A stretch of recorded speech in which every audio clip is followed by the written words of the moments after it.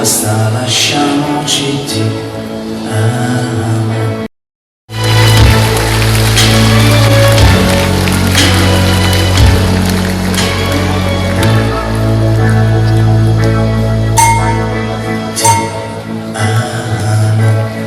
Non solo tu,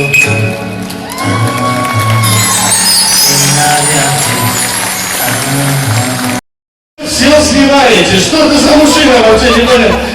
Нет, сил заложите. Оденьте все. Оденьте.